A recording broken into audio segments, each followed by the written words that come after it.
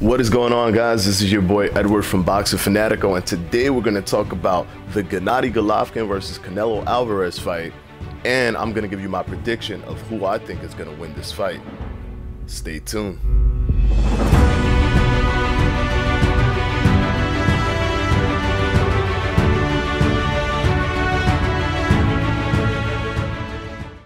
Okay, guys, so now that we are past the Mayweather-McGregor spectacle, now we move on to an actual fight. This is a real fight where two people are fighting each other for boxing supremacy, where it's a 50-50, you don't know who's gonna win type of fight, because both are very skilled and very talented. Let's look at the little statistics of this fight. Canelo Alvarez, for the first time, is technically fighting at the 160-pound limit in that division, but I mean, the guy comes in his fights weighing north of 160. I mean, sometimes he hits 170. He comes in sometimes at 172. I mean, he's a guy that walks around about 170, 174. That's his sitting around, walking around weight where he's not training or preparing for a fight. He's normally about 170 pounds. So it shouldn't be that difficult for Canelo to go up to fight Gennady Golovkin. We got to give props where props is due. If any one of these two fighters wins this fight, this is a career-defining win for both of them.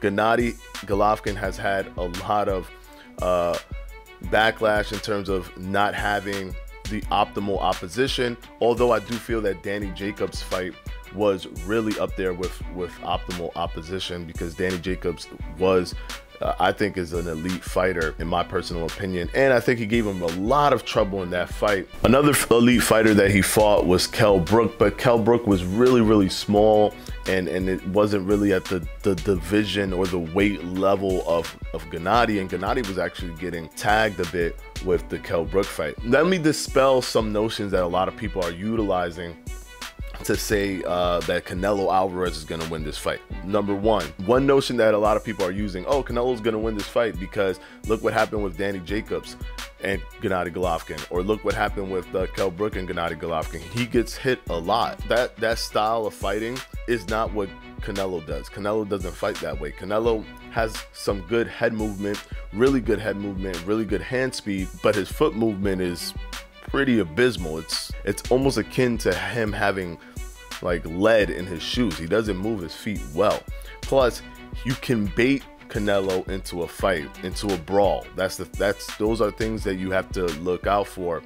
That's not going to match one for one with how Kell Brook's style is, which is a more slick type style.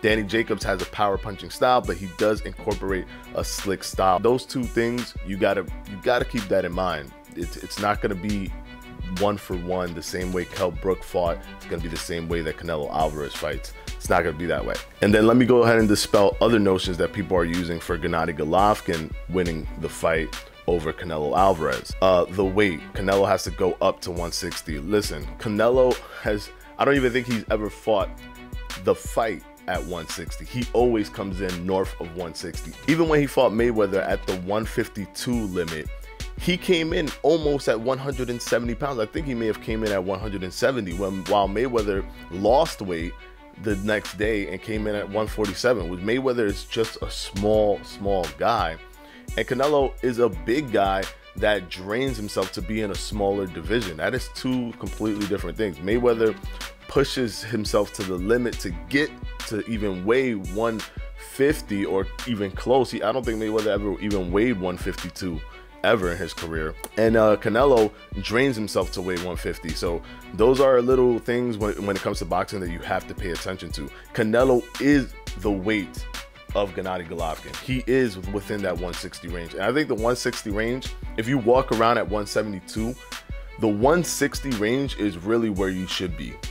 Minimum, not more than, no less than that. I'm glad that that this fight is happening, but take the weight thing out of your mind. That's not going to stop Canelo from beating Gennady Golovkin just because the weight difference, because Canelo's actually a 160-ish person or fighter.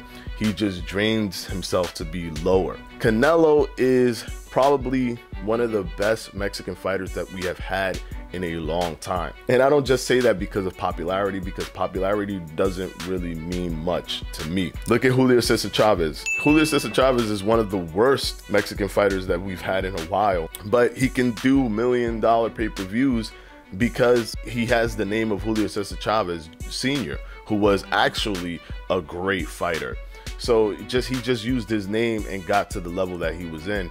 But in reality, he's not a good fighter. So popularity to me means nothing. In terms of actual skill with the popularity, the double package, the package deal, that's Canelo Alvarez. So he's the star child of the Mexican fighting scene, and he deserves it because he worked hard. He didn't have a name. He had an anomaly to him, the fact that he looks Irish and but he's actually Mexican, and he has red hair. Those little anomalies help. It made him, you know, stick out a little bit. Then when you stick out, then you got to perform. This is like, those anomalies are just to say, hey, look at me. But when people start looking at you, what are you gonna show them? That's the thing. And then he showed that he has a skill to be up there with the elite fighters. Gennady Golovkin, he has a lot of skills in terms of predatory skills. He can go up to you, he can put that pressure on you, he can cut off the ring effectively. And then he got one dangerous thing, and the dangerous thing is not even his knockout potential. That is dangerous, but that's not the most dangerous thing that he brings to the table. And this is the reason why I'm predicting that Gennady Golovkin will beat Canelo Alvarez. Yes, Edward's prediction, we go ahead and take that to the bank. Gennady Golovkin will win, possibly by knockout, but the safer route will be that he will win by decision. This is why Gennady Golovkin is going to win. Yes, he has good knockout power. Yes, he knows how to set up shots to get the knockout, which is important. A lot of people have power but don't know how to set up the shots to get you to have that knockout potential later down the line. Gennady Golovkin knows how to do that. The thing about it is that Gennady Golovkin's chin is probably one of the greatest chins of all time. So now Canelo has to fight at a level division that he is supposed to be at with someone who has the chin of Iron Man. I mean, legend has it that he has never been rocked even in the amateurs. There's not even he said it himself, but no video has come up of him being rocked even in the amateurs, or he's never been hurt. According to Gennady, he's never been hurt in his entire career. Forget falling on the floor, forget stumbling, forget any of that. According to him, he's never even been hurt. So that's big, because even Mayweather has been hurt. The right hand for Mosley, and Mayweather gets caught. Now there, we have something. But Gennady has not even been hurt. So his chin is strong, because on top of that, he gets hit a lot. And I don't buy the whole, oh, he lets people hit him so that he can bait big fighters to fight him. I don't buy that. He doesn't want to get hit, but he does get hit. But what makes it scary is that it doesn't do anything to him. He will still continue to move forward and still will set up the pieces in place to eventually get the knockout. It happened even with Kell Brook. He was getting tagged left and right, left and right, left and right. Didn't do anything to him. He set up the devastating blows that would eventually have Kell Brook's team throw in the towel and give Kell Brook's first loss. I know Kell Brook is smaller, but it doesn't matter how small you are. If you're tagging somebody, those things will get to the person at one point. For Gennady Golovkin to not even be fazed by it and continue to move forward and continue to move forward and continue to put that pressure, that hurt, that bothers the fighter. So just keep that in mind, guys.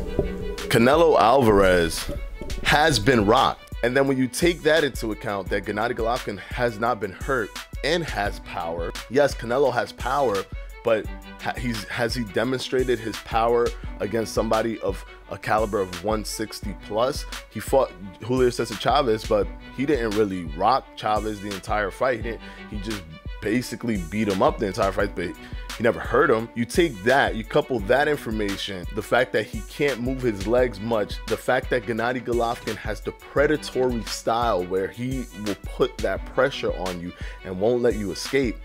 You couple that with Canelo versus Miguel Cotto, and I'm not talking about Miguel Angel Cotto. I'm talking about Jose Miguel Cotto. Yes, Miguel Cotto's brother. Miguel Cotto's brother rocked Canelo bad. Just look at this clip. And he is wobbled by a left hook, and he's in trouble, and Cotto's dumping him. And maybe the match. This is Canelo Alvarez getting rocked. And yeah, it was in the past. It was this and that. You don't do things to fix your chin. You have your chin is what your chin is. Those are something that you can't really do much. You can protect it more, but you can't do much in terms of creating more resistance and power. You can fix your, you can work out your neck, you can do all that stuff, but when you have a chin that's weak, it's always gonna be weak. Amir Khan is a big example. He always has a weak chin, and there's nothing that he can do about it. Canelo doesn't have a weak chin, but he has a chin that you can rock. And Gennady Golovkin has shown that you can't really do that to him. So you take that information, you take the fact that Canelo may not have the power to take out somebody of a 160-pound caliber. We don't know. We have to see. He hasn't shown us that he can do it. Gennady shows that he can knock out people of 160 caliber. Canelo has been rocked. On top of that, Canelo's feet movement is not up to par with the elites. His head movement is, his hand speed is, his skills are, but not his feet movement. And then you got Gennady Golovkin, who's a predatory style fighter. My prediction is going to be that Gennady Golovkin is going to win by decision. But don't be surprised if it's a stoppage. It could easily be a stoppage. There you have it, guys. That is my breakdown on the fight. Hopefully we get the weigh-in, find out if they made weight. What's the thing? I think Gennady Golovkin was at 164. In the 7-day weigh-in, Gennady Golovkin was at 164, so I'm pretty sure he's gonna make 160 with no problem. So let's go ahead. I'm gonna do a fight recap after the fight, so stay tuned for that breakdown, and I hope you guys enjoy the fight. This is a real fight, guys. This is a legit fight. Hopefully you guys can buy the pay-per-view, because this pay-per-view deserves it. This is a fight where you're seeing a 50-50 elite fighters try to create a career-defining win. Canelo had a career-defining fight with Mayweather, but he didn't win that fight. This fight, whoever wins this fight, it can set them up for a career-defining win, and I will personally put whoever wins that fight as #2 pound for pound, right under Andre Ward. Stay tuned for the fight, guys. It's a really good fight. I will be purchasing this pay-per-view. Hopefully you guys will be purchasing it as well. I will see you next time. Peace out.